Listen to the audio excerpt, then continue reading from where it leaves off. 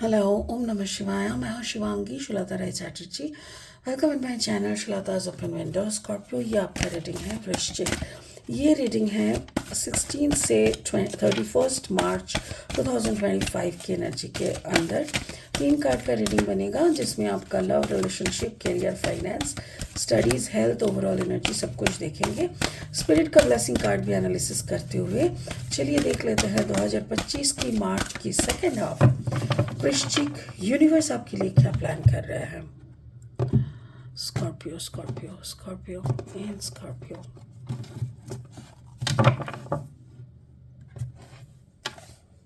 Messenger of air, can't believe.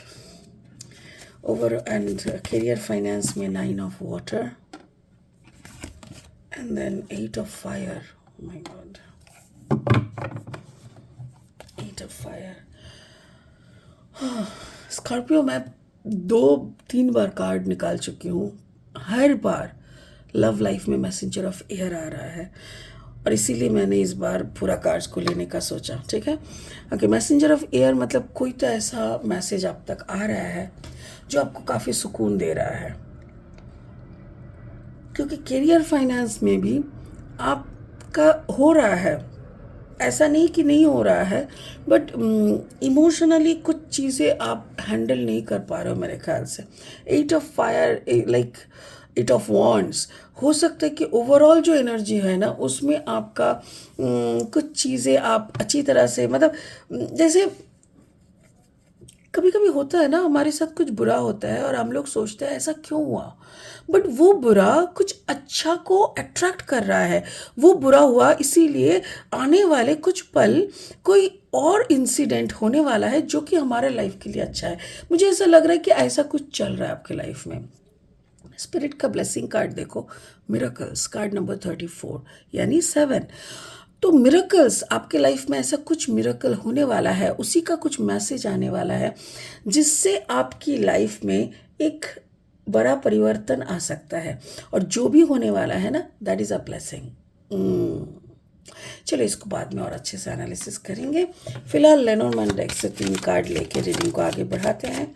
अगर आप वृश्चिक राशि के जातक है या तो फिर वृश्चिक लग्न के सन मून राइजिंग, कहीं पे भी अगर वृश्चिक यानी स्कॉर्पियोनिक एनर्जी है तो प्लीज़ आप इस एनर्जी के साथ ना अपना इस रीडिंग का एनर्जी को एनालिसिस करके देखिए, कुछ ना कुछ ज़रूर आपको मैचिंग मिलेगा।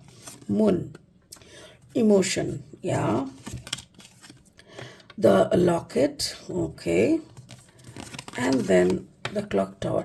ऐसा तो नहीं कि आपको ट्रैवल करना पड़ रहा है कहीं और, या तो कोई ऐसी शहर में आप ट्रैवल कर रहे हो जहाँ पे आपका पुराना प्यार है, हो सकता है, ओके। और 3 कार्ड लेंगे रीडिंग को फाइनल स्टेज तक ले जाने के लिए। स्कॉर्पियो, अगर आप नए हो मेरी चैनल पे, मुझे सुनते हुए आप एंजॉय कर रहे हो तो प्लीज़ मेरी चैनल को सब्सक्राइब करके बेल आइकन को दबा देना, ताकि मैं जब भी आपका रीडिंग बनाऊँ आप तक सीधा पहुँचे। ठीक है, और अगर कंटेंट यूज़फुल लगता है तो प्लीज़ इसको शेयर ज़रूर कर देना और हाँ, एक लाइक दे देना। Thank you Scorpio for your love and support. Lovers, Gemini energy, and then the star, Aquarius energy, and then the death and rebirth. My goodness. चलो शुरू करते हैं लव लाइफ से। मैसेंजर ऑफ एयर,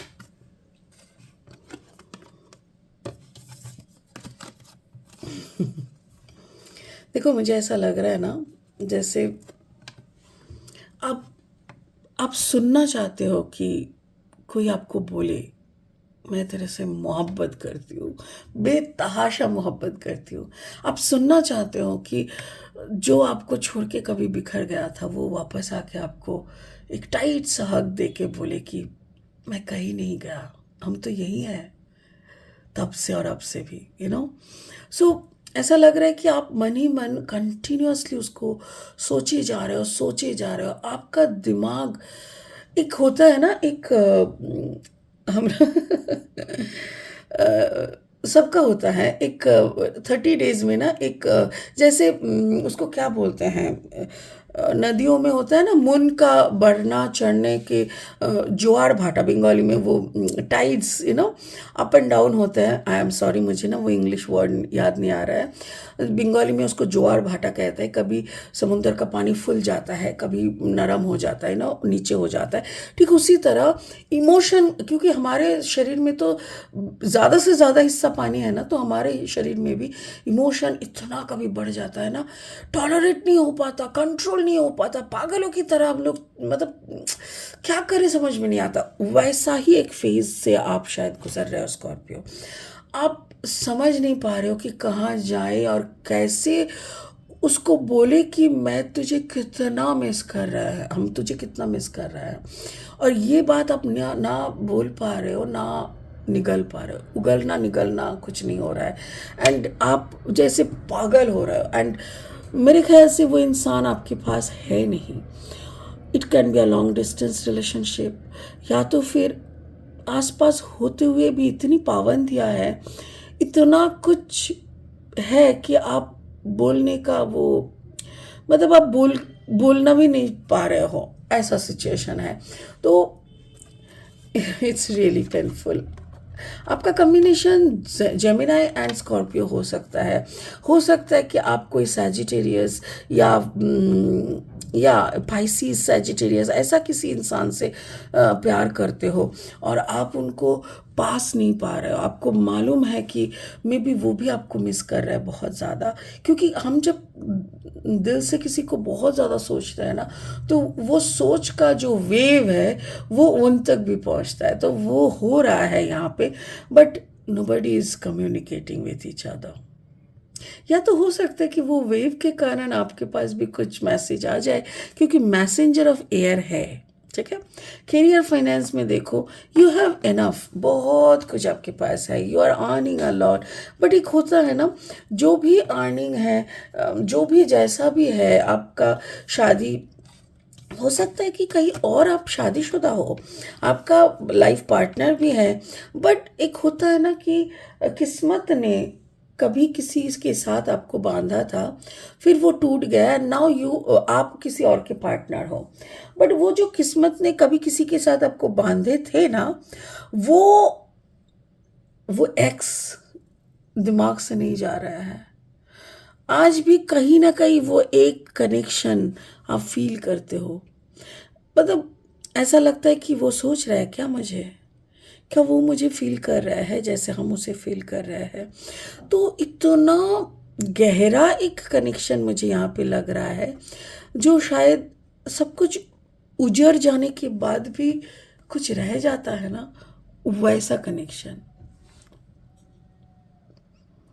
ऐसा लग रहा है जैसे उस एक्स के साथ आप इमोशनली फुलफिल्ड थे बहुत ज़्यादा। आप ना खुद को अबांडेंस फील करते थे। अभी आपके पास करोड़ों रुपए होने के बावजूद भी खुद को भिखारी लगता है आपको।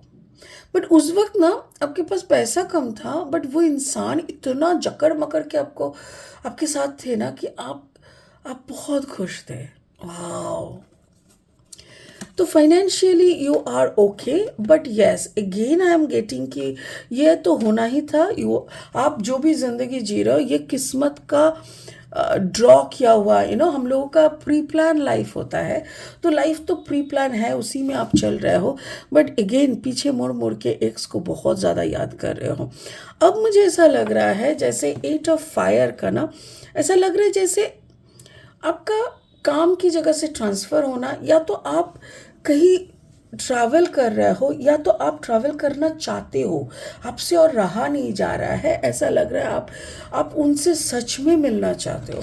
आप चाहते हो कि वो आपके सामने आ जाए और आप उनको एक बार देख ले, क्योंकि आपको लग रहा है कि this is the right time. Card number 19, 9 + 1 = 10, that means number 1।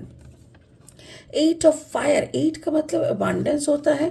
Fire is like 8 of fire, वैसे देखा जाए तो जैसे रुकावट है इसका, मतलब वन वर्ड मीनिंग अगर हम बोले तो रुकावट। बट ऐसा भी है ना, कभी कभी आप अंधेरों से चल रहे हो और आप एक एक रोशनी खुलता जा रहा है, और आप जितना आगे जा रहे हो टिमटिमाती रोशनी आपको रास्ता दिखा रहा है।